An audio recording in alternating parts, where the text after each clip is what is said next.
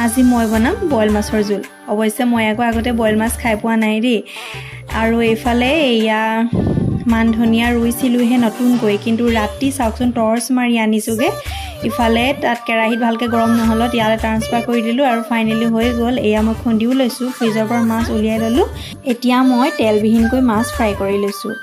আৰু অৱশ্যে মই ভিডিঅ'ৰ পৰাহে চাই লৈছোঁ, মানে আগতে বনায়ো পোৱা নাই, খায়ো পোৱা নাই। ইফালে ই চাওকচোন থাকিবই পৰা নাই, খাওঁ খাওঁ লাগি গৈছে হপায় তাৰো। আৰু এতিয়া মই মান ধনিয়া এইবিলাক খুন্দি মেলি সকলোবোৰ লগতে দি দিছোঁ, বিলাহীৰ পৰা ধৰি আলুৰ পৰা ধৰি পিঁয়াজৰ পৰা ধৰি চব।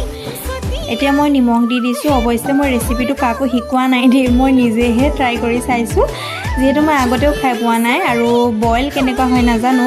চবেই যিহেতু কৈ থাকে খাবলৈ ভাল আৰু বনোৱা দেখিও থাকোঁ, গতিকে আজি ময়ো চেষ্টা কৰি চালোঁ। পিছে দেখাতটো বহুত ধুনীয়া হৈছে, কিন্তু খালেহে গম পাম কেনেকুৱানো হয়। এতিয়া মোৰ ৰেডি হৈ গ'ল। আজিলৈ আহিছোঁ।